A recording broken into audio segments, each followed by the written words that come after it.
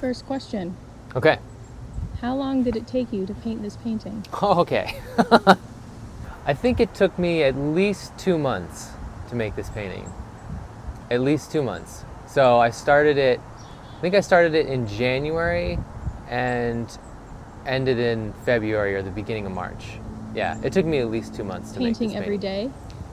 day? Um, Or yeah, almost every day. Yeah, including like the study. Like we did, a small study of it from life with a friend of my sister's, and then Cass modeled for it, and it was freezing cold, obviously, because it was the middle of January, and this is sunrise in January, so and she modeled for it every day? No, she didn't model for it every day. I used a photograph to help me with this one. Okay. Yeah, but she modeled for it. But I had her and a friend of hers modeled for it, so I could get like the skin tones and the light right and everything. Yeah.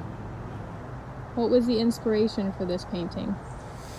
I saw this old photograph in like this book of Russian photographs, and there was this it might have been, I don't know, 1940s or 50s or something like that, maybe older, I don't know.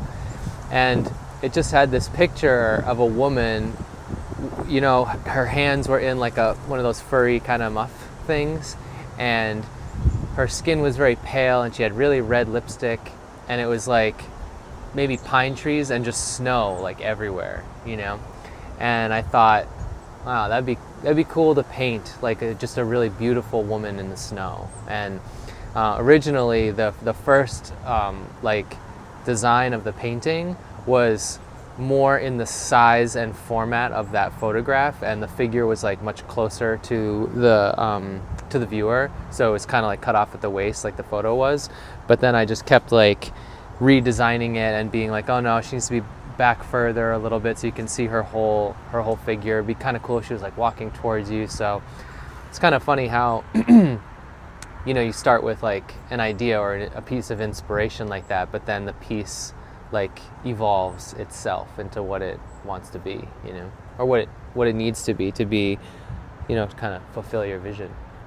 What would you say was the most challenging part of creating this painting? Being freezing cold making it. Freezing cold.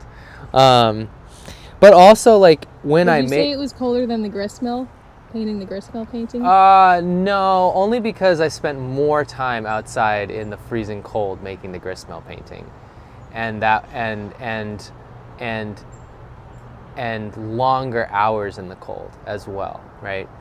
So with this one, sunrise, every time I worked on it at sunrise is so short that you only have like a relatively limited window, and then you have to work from like, at that time I was still using some references and stuff like that.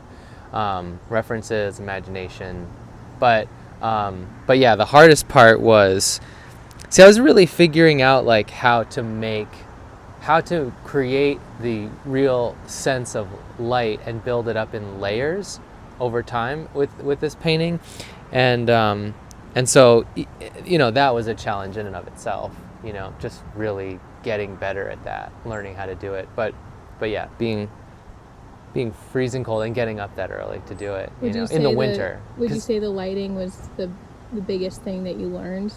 Yeah, and the thing that I was most satisfied with when it came out. Just because, like, if you could look back and see, like, the layers, earlier layers of the painting were, like, much less sophisticated.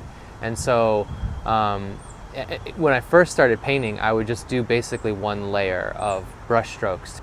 I always thought a painting was just basically a layer of paint, or maybe 1 or 2 layers of paint to get the effect that you wanted. But with this, it was like I was really applying a lot of the stuff I learned from Odd Nerdrum, and like learning how to build up the light and sand down and use the textures of the paint and the impasto to like create a much more like textural, sculptural, living image that evolved in like a sculptural way.